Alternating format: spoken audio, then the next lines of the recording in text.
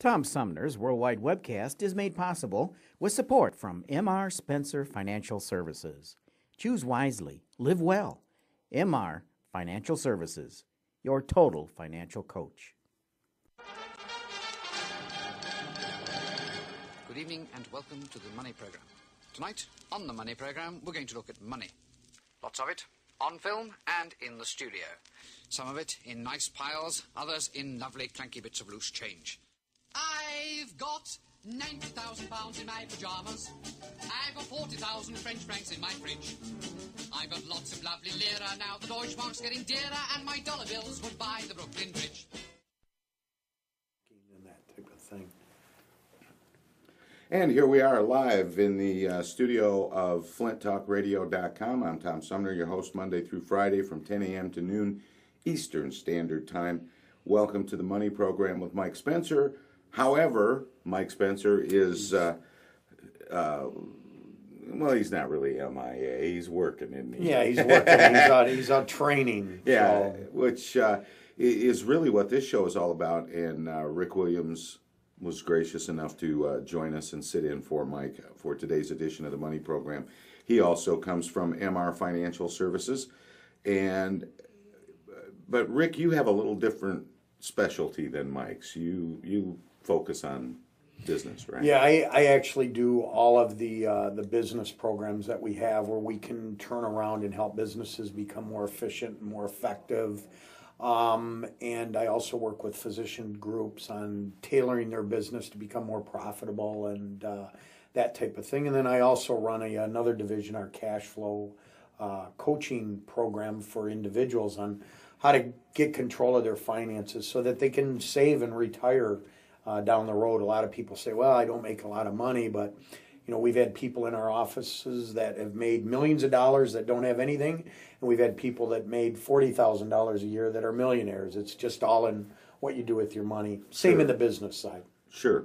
Now, I want to ask you about the business side, and you almost lost me there when you started talking about physicians becoming more profitable, because with what medical insurance costs and all of that, I mean, people have to listen to that and go, can they possibly make any more money? But this is a whole different side of that equation. Well, the thing with the physician's business is that the insurance companies kind of dictate how much money they actually Right. make, and so they have to streamline their business practices so that the revenue that they do make, they can put more to the bottom line as it becomes more expensive to be a physician. Malpractice insurance, wages, that type of thing, cost of operation. They have to actually, as any entrepreneur or any corporation, they have to look at the expense side and how efficient they really are. And I want to talk a little bit about the difference between entrepreneurs and corporations, because that's a real important thing lately, because we lost so many jobs in the restructuring and the changing and relocation of various automobile manufacturing operations and so on. I mean, everybody knows that's from Michigan or Flint or anywhere up and down I-75 that we've gone through this huge change.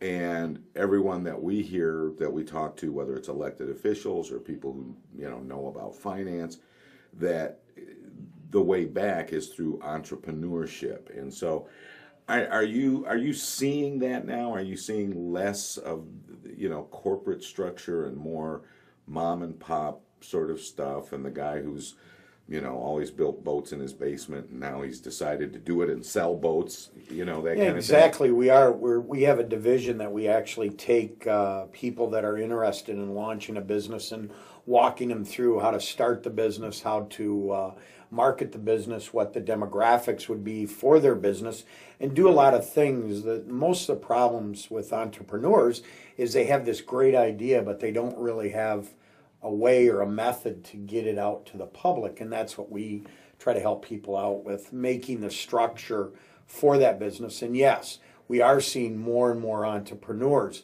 We are working on right now, we hope to announce this in the next couple weeks, a company that was in California that is going to move to Michigan and employ 40 to 50 different people manufacturing something right here in Genesee County. We've been working with them for about 6 months. The problem that there is right now is the banking industry has got to loosen up to support businesses, because a lot of businesses are they barely have their head above the water and they're looking for lines of credit to work, and the banks haven't loosened up at all. So we're seeing people having to come up with alternative financing, looking for venture capitalists, which we can help in that area, and also structuring maybe to a credit union or something like that they've freed up their money a lot more than the traditional banking. So yeah, we're starting to see more and more people. It's kind of entertaining that once you go through an economic downslide and everybody's used to getting that check on Friday and all of a sudden it's gone, they start thinking again, and they get this entrepreneurial experience or where they want to take control of their life instead of worrying about GM. Yeah, and all of a sudden, probably for some of them, that absence of the paycheck and the regular job and the working for someone else, it all of a sudden makes viable something they never thought possible before. Exactly. And there's a certain amount of excitement to that. Which is the tougher part for new entrepreneurs? The marketing side of it, or the business planning and organizational side of it? Well, anything that we do is all planning, whether it's personal or that, and it's tough to come up with a plan.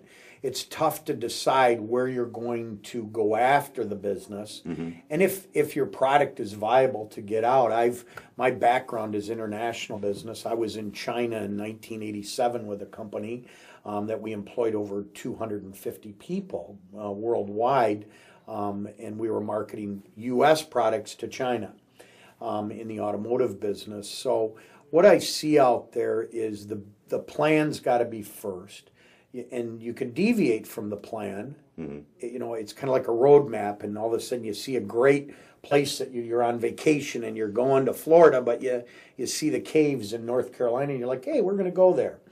You deviate, but then you go back into your plan. So you got to restructure. So the planning is the most difficult part, and to structure it. And also the budget planning, to make sure that you're on budget for what you want to do, because as I said earlier, the banks are not freeing up money, so a lot of this has got to be entrepreneur supported to get it going. And you mentioned credit unions are stepping up a little bit. There was actually an announcement recently by Governor Granholm, I think she made it at Kettering University, that it was in her State of the State address, where she talked about credit unions had gotten together as a group throughout Michigan and made some entrepreneur money available, and some of it was being shored up and backed up by stimulus money. That's what we need to stimulate Michigan, actually, because we're going through this economic slide that we're moving from the automobile industry. I mean, if you took the I-75 corridor right now and you removed it from Michigan and you use the west side of the state, we're actually doing very, very well. What's dragging us down is the Saginaw's, the Flints, and the Detroit area. They're dragging our economy down because we were so focused on the automobile industry. Here in Flint, we're starting the colleges downtown. It's actually pretty exciting to be here. Well, I-75 wasn't just a corridor; it was a core. Exactly. That's a great, yeah.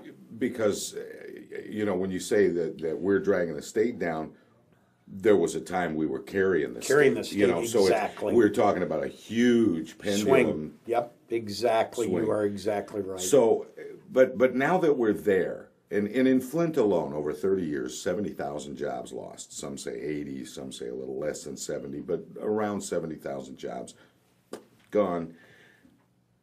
And how does the rate of replacement go? Because it replaces much slower when you're doing it entrepreneurially. Sometimes these are one-man operations, at best 3 to 5. We're replacing 1,000 jobs with 70. Right.